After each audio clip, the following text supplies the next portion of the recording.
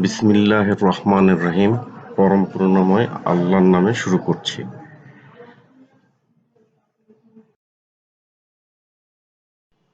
আজকের আলোচ্য বিষয় বিলাসী। বিলাসী গল্পটি লিখেছেন শরৎচন্দ্র চট্টোপাধ্যায়। চলে যায় গল্পের যে জ্ঞানমূলক প্রশ্ন,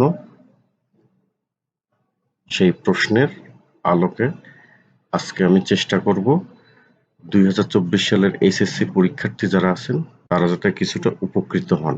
যদি আমার এই ভিডিওটি দেখেন তাহলে এইবার পরীক্ষার্থীদের জন্য অনেক উপকার হবে, এবং যদি কোনো উপকার পান তাহলে অবশ্যই সাবস্ক্রাইব করতে ভুলবেন না।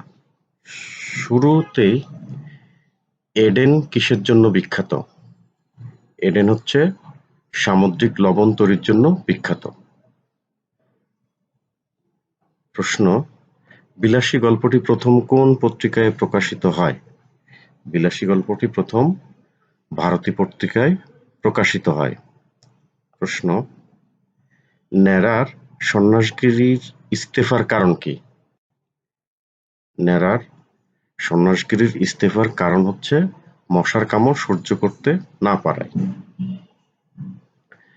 বিলাসী গল্পে মৃত্যুঞ্জয় কোন ক্লাসে পড়তো? বিলাসী গল্পে মৃত্যুঞ্জয় 3rd ক্লাসে পড়তো। বিলাসী গল্পের কথকের নাম কি? ন্যাড়া। অথবা প্রশ্ন আসতে পারে এভাবে, বিলাসী গল্পের বর্ণনাকারীর নাম কি? উত্তর না। বাংলা সাহিত্যে অপরাজেয় শিল্পীর নাম কি? বাংলা সাহিত্যে অপরাজেয় শিল্পীর নাম হচ্ছে শরৎচন্দ্র চট্টোপাধ্যায়। প্রশ্ন: কাগজ তো ইঁদুরেও আনতে পারে, এই উক্তিটি বিলাসী গল্পে কে করেছিল? মৃত্যুঞ্জয়। খুড়া কোন বংশের লোক? খুড়া হচ্ছে মিত্তির বংশের লোক। মৃত্যুঞ্জয়ের কত বিঘার বাগান ছিল?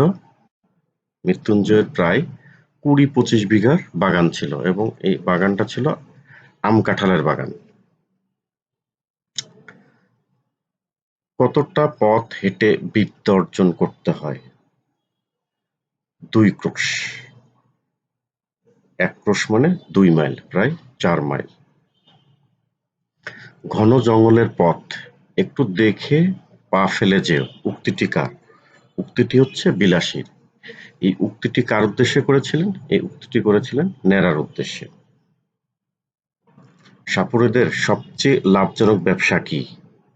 সাপুড়েদের সবচেয়ে লাভজনক ব্যবসা হচ্ছে শিকড় বিক্রি। সবাইকে অসংখ্য অসংখ্য ধন্যবাদ জানিয়ে আজকের মতো আমি এই বিলাসী গল্পের জ্ঞানমূলক প্রশ্নের উত্তর পর্ব শেষ করছি। সবাইকে আবারও অসংখ্য ধন্যবাদ। আল্লাহ হাফেজ।